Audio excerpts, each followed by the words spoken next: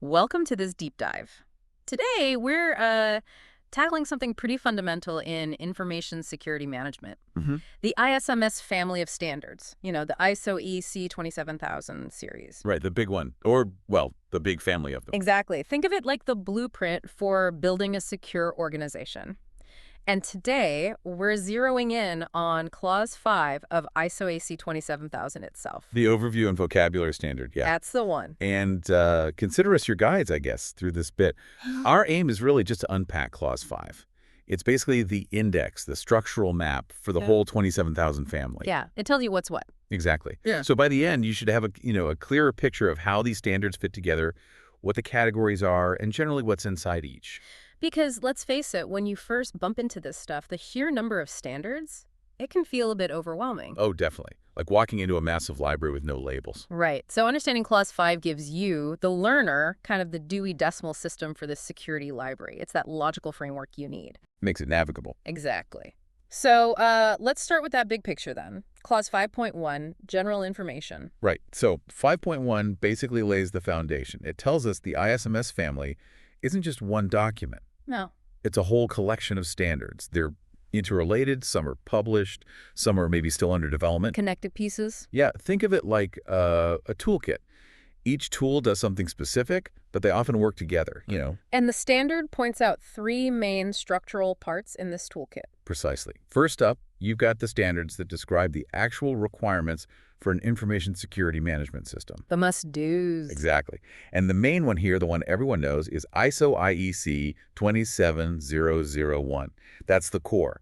It tells an organization what it shall do. The building code for our secure organization analogy. Perfect analogy. That's the first category. The core instructions. What's number 2? The second structural bit focuses on the auditors, the organizations that check if a company actually meets those 27001 requirements. The certifiers. Right. And the standard for them is ISO IEC 27006. It spells out what these certification bodies need to do to make sure their audits are, well, consistent and reliable. Like rules for the building inspectors themselves. Exactly. Got to make sure the inspectors are doing their job right. Makes sense. Need that trust in the certification process. And the third piece. The third area is about adapting 27001 for specific industries, sector-specific stuff. Okay. The standard there is ISO IEC 27009.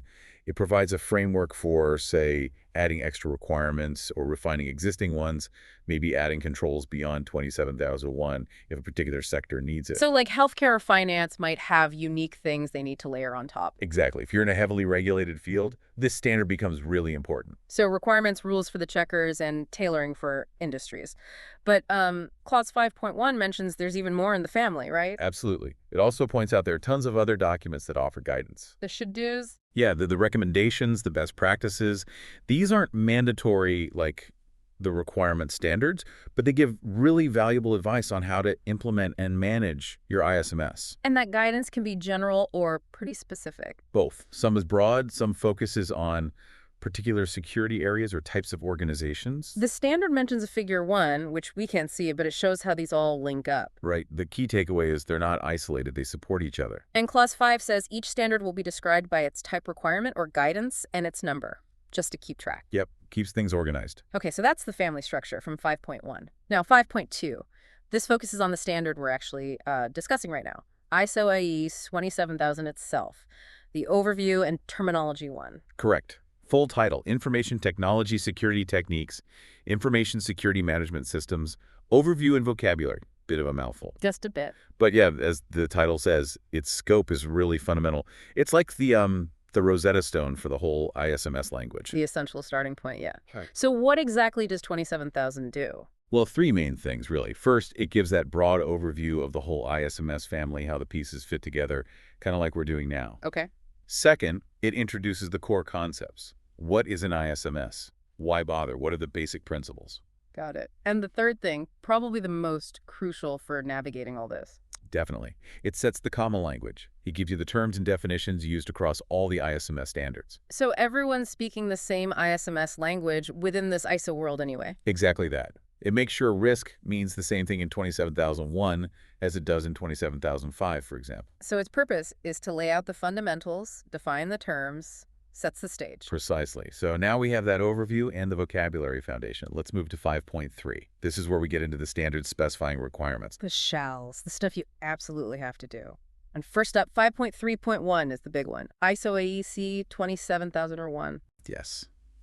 Full title: Information Technology Security Techniques, Information Security Management Systems Requirements. And like we mentioned, it details what an organization must do: establish, implement, operate, monitor, review, maintain, and importantly, continually improve a formalized ISMS. That word formalized jumps out. What does that really mean in practice? It means it's not ad hoc, you Yeah. know, it's structured, documented. It's about embedding security into the way the organization works, its overall business processes, having policies, procedures, clear roles, not just reacting to problems. And the scope also mentions customizing controls. That's vital, isn't it? Not just a checklist. Absolutely crucial. 27301 doesn't say you must implement these 100 things. It says figure out your risks, then pick and implement control safeguards that make sense for you. So the controls have to fit the organization's context and risks. Exactly. What works for a small tech startup is going to be different from a massive bank. The standard recognizes that. So it really is applicable to all sorts and sizes of organizations. Yep. And its main purpose is providing those normative requirements, the non-negotiables for building and running the ISMS, including picking controls to manage risk. And this is the standard people get certified against, right? That's a huge driver for adoption. It is. Getting that certificate shows customers, partners, whoever, that you have a robust system independently verified. Okay. And the clause mentions the link between Annex A of the 2013 version, the list of potential controls, and ISO IEC 27702, which gives more detail on them. We'll get to 27002 later. Got it. So that's 27001. What's next in the requirements section? 5.3.2. Yep, ISO IECOC 27006. Full title: Information Technology Security Techniques. Requirements for bodies providing audit and certification of information security management systems. So this is the standard for the auditors and certifiers we talked about earlier. Exactly. Its scope is aimed squarely at them. It lays out the requirements they have to meet to ensure they're competent, impartial, consistent. On top of the general rules for certification bodies like ISO 17021. Right. It adds the specific ISMS flavor to those general requirements. Think of it as quality control for the auditors. Makes sense. Its main goal is supporting the accreditation of these certification bodies. Accreditation is like the oversight for the certifiers. Okay. Another layer of trust. Yeah, so the purpose of 27006 is really to supplement 17021 with those specific rules for ISMS certification, ensuring that a 27001 certificate means something consistent worldwide. Good to know. Okay, moving on to the last requirements standard here.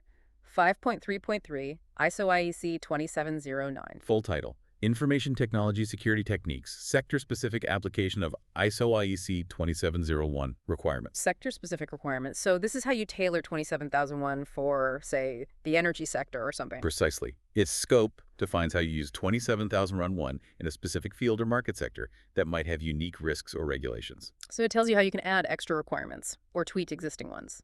Both. It provides the rules for how you can include additional requirements beyond the base 27001, how you might refine the existing ones to be more sector relevant, and even how to add totally new controls or control sets not in Annex A. So taking the core principles and making them really fit for purpose in a specific industry context. That's the idea. And its fundamental purpose is just to make sure that when you do this tailoring, you don't accidentally break or contradict the core requirements of DOE 7001 itself. Maintaining that foundational integrity. Exactly. So that wraps up the shall standards, the requirements. Now we shift gears into section 5.4. The general guidelines. These are the shoulds, right? Recommendations, best practices. Yep. And there's quite a list here. Looks like it. Let's take them one by one. First is 5.4.1 ISO IEC 2702. Okay. Full title: Information Technology Security Techniques, Code of Practice for Information Security Controls. Code of practice. Its scope is basically providing a big catalog of common security control objectives and a wide range of suggested controls, best practices. So if 2701 says manage access control, 2702 gives you lots of ideas on how to do that effectively. That's a great way to put it. It's the detailed menu of options for implementing the controls you decide you need based on your 27001 risk assessment. And its purpose. To offer that practical, detailed guidance, specifically clauses 5 to 18 in the 2013 version map, directly to the controls listed in Annex A of 27001.2012, giving implementation advice. It's super practical, very widely used. Makes sense. Okay, next guideline, 5.4.2 ISO IEC 27003. Title: Information Technology Security Techniques, Information Security Management Guidance. Pretty straightforward title. Sounds like it. Its scope is providing explanation and more guidance, specifically on ISO IEC 27001.2012. It's like a companion guide. So if 27001 feels a bit high level or abstract, 27003 helps you understand how to actually implement those clauses, like a user manual for 27001. Yeah, that's a good description. Its purpose is to offer more background, more practical support for organizations trying to get their ISMS up and running according to 27001. Helps understand the why behind the what. Okay, next, 5.4.3 ISO IEC 27004. Title: Information Technology Security Techniques. Information Security Management, Monitoring, Measurement, Analysis, and Evaluation. Sounds like it's about checking if your ISMS is actually working. Exactly. Its scope gives guidelines on how to evaluate the performance of your security measures and the effectiveness of the whole ISMS. How do you measure security effectiveness? Well, 27004 provides the framework for doing just that. It covers monitoring, measuring performance, assessing how well the processes and controls are working, and then analyzing those results to find improvements. Which links back to that continual improvement requirement in 27001. Precisely. Its purpose is to provide a structured way to assess and improve your ISMS, meeting that Clause 9.1 requirement in 27001 for performance evaluation. Got it. Okay, next guideline. 5.4.4 ISO IEC 27005. Title: Information Technology Security Techniques, Information Security Risk Management. Risk management. Central to the whole ISMS idea. Absolutely. Its scope is providing comprehensive guidelines specifically for managing information security risks. The approach it describes directly supports the risk management concepts within 27001. So 27001 says manage risk, and 27005 tells you how to do that in detail? Pretty much. Its purpose is to offer detailed guidance on implementing a process for risk management identification, analysis, evaluation, treatment, helping organizations meet all those risk requirements in 27001 effectively. The go-to standard for the risk assessment part. Definitely. Vital for putting the risk principles into action. Okay, moving on to 5.4.5 ISO IEC 27007. Title: Information Technology Security Techniques, Guidelines for Information Security Management Systems Auditing. Auditing guidelines. So this is for the people checking the ISMS. Yep. Its scope gives guidance on conducting ISMS audits, whether they're internal audits by the organization itself or external ones by those certification bodies we mentioned. Okay. It also covers competence requirements for ISMS auditors, adding to the general auditing guidelines in ISO 19011. So its purpose is to help plan and conduct those ISMS audits against 27011 and manage the whole audit program. Exactly. It's the handbook for the ISMS auditors, internal or external. All right. Next is 5.4.6 ISO IEC TR 2700. What does the TR mean? Technical report. Usually means it provides more specific technical detail or guidance on a narrower topic. Yeah. Full title: Information Technology Security Techniques, Guidelines for Auditors on Information Security Controls.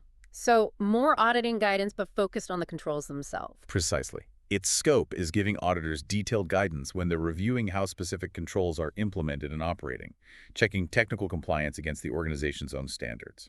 So while 23007 covers auditing the whole management system, this TR drills down into how to audit individual technical controls. That's the distinction, yeah. Its purpose is very specific guidance on technically reviewing and verifying controls against standards. It doesn't cover the broader ISMS audit stuff like management processes or risk assessments. Got it. Technical control auditing. Okay, next.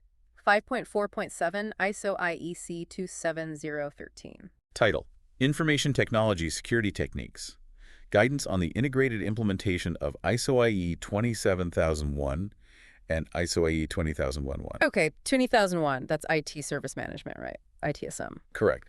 So the scope of 27013 is guidance for organizations that want to implement both 27001 for security and 20001 for service management. Integrating security and service management. Lots of overlap there. Huge overlap. So this standard helps organizations do that efficiently, whether they implement them together, one after the other, or integrate existing systems. And the purpose. To help understand the links, the similarities, the differences between the two standards, making it easier to plan and build an integrated system that meets both sets of requirements. Yeah. Better alignment, less duplication. Makes a lot of sense. Okay, Guideline 5.4.8 ISO IEC 27014. Title: Information Technology Security Techniques, Governance of Information Security. Governance. So this is about board level stuff, top Yeah. management. Exactly. Its scope provides guidance on the principles and processes for the governance of information security, helping the board, senior execs, whoever the governing body is, to effectively evaluate, direct, and monitor how the organization manages security. So ensuring security is treated as a strategic business issue, not just an IT problem. That's the core idea. Its purpose is to help governing bodies take responsibility, ensure security aligns with business goals, protects assets, meets legal duties, driving it from the top. Crucial. Okay, next is 5.4.9, another technical report, ISO PECB TR 27016. Title: Information Technology, Security Techniques, Information Security Management, Organizational Economics. Economics, how does that fit in? Well, its scope provides a methodology for organizations to understand the economic aspects of security, valuing information assets, understanding the financial hit from breaches, calculating ROI on security spending. Putting dollar figures on security, justifying the budget. Pretty much. Its purpose is to add that economic perspective to the ISMS family, helping organizations make informed, business-driven decisions about security investments. Fascinating. Okay, and the last one in this general guideline section, 5.4.10, ISO IEC 27021.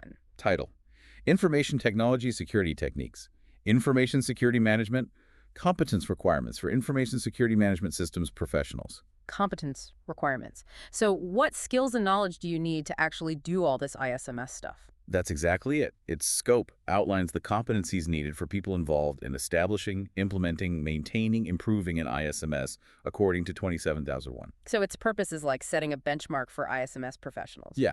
It helps individuals assess themselves, helps organizations hire or train staff, helps certification bodies, helps universities design courses, ensures people have the right skills for the job. Wow, okay. That was a lot of general guidelines. It is a comprehensive set. So that brings us to the final section of Clause 5, Section 5.5, which covers standards describing sector-specific guidelines. Right, taking those general recommendations and tailoring them even further for specific industries. First up, 5.5.1, ISO IEC 27010. Full title: Information Technology Security Techniques, Information Security Management for Intersector and Interorganizational Communications.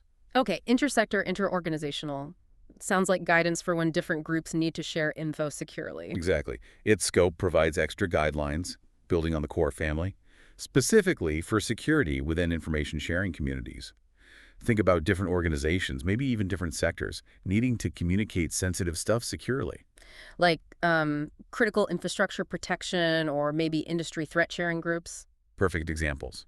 Its purpose applies to all sorts of sensitive info exchange, public sector, private, national, international, especially important where collaboration is vital but security risks are high. Got it. Next sector-specific one, 5.5.2, ISO IE 27011. Title: Information Technology Security Techniques, Code of Practice for Information Security Controls based on ISO IC 27002 for telecommunications organizations. Okay, so this is 27002 specifically for telcos. Yep, its scope provides guidelines to help telcos implement security controls from 27002, tailored to their specific world. And its purpose. To help them meet their baseline security needs in a way that fits the unique risks and operational environment of the telecommunications industry. Adapting the general advice. Makes sense. Okay, 5.5.3, ISO IEC 27017. Title: Information Technology Security Techniques, Code of Practice for Information Security Controls based on ISO IEC 27002 for cloud services. Cloud security, hugely relevant now. Absolutely. Its scope gives guidelines on security controls specifically for providing and using cloud services. It adds extra implementation advice for relevant 27002 controls and even adds some new cloud-specific ones. So it's useful for both the cloud providers and their customers. Exactly. Its purpose is practical guidance for both sides of that cloud relationship. Very important. Next, 5.5.4, ISO IEC 27018. Title: Information Technology Security Techniques, Code of Practice for Protection of Personally Identifiable Information, PII, in public clouds acting as PII processors. Okay, PII protection in the cloud, privacy focus. Very specific privacy focus. Its scope sets out controls and guidelines for protecting PII when it's processed in public clouds, aligning with privacy principles. And who is it aimed at? Its purpose is specifically for organizations acting as PII processors. So, companies handling personal data on behalf of others via cloud services. Think cloud storage providers, SaaS vendors handling customer data, etc. Got it. Protecting our data when it's in someone else's cloud. Crucial. Next, 5.5.5, ISO IEC 27019.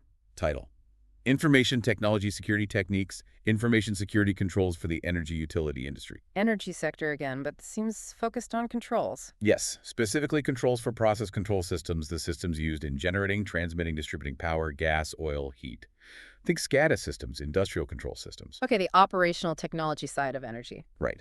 Its purpose is providing tailored guidelines based on 27002 for securing those critical systems in the energy utility world, addressing their very specialized security needs. Securing the grid and related infrastructure. Vital stuff. Okay, and the last one in this list, 5.5.6, ISO 27799. Interesting, no IEC here. Right. This one comes solely from ISO. Title: Health Informatics Information Security Management in Health, using ISO IC 27002.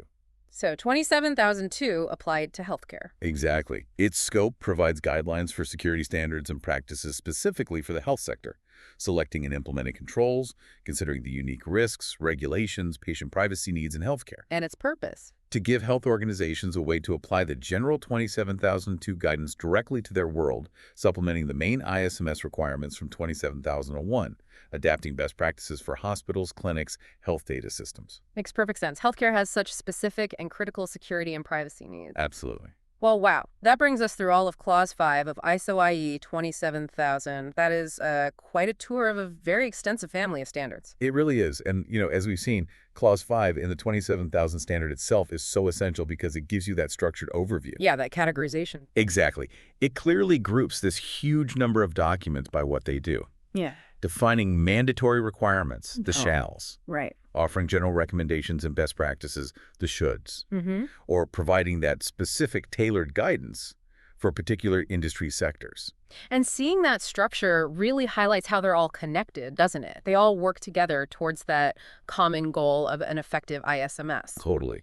It's not just a random collection. There's a logic to it. Yeah. And understanding that structure, that logic from Clause 5, that's really the first critical step if you want to navigate this landscape effectively. Yeah, it helps you leverage all the knowledge and best practice that's packed into this whole 27,000 family. For sure. So for you, the listener, maybe take a second now to think, which of these standards, these categories, might be most relevant from you? Your job, your industry, your interests. Yeah. This deep dive into Clause 5 hopefully gives you that map, to start exploring the areas that matter most for your own security understanding or your organization's posture. And maybe think about how knowing the difference between a shall standard like 27001 and a should standard like 27002, or a sector-specific one like 27017 for cloud, how that distinction might shape how you approach implementation or just interpretation. Yeah, context is everything. It really is. There's just a wealth of valuable stuff in this family, and Clause 5 is definitely the key to unlocking it.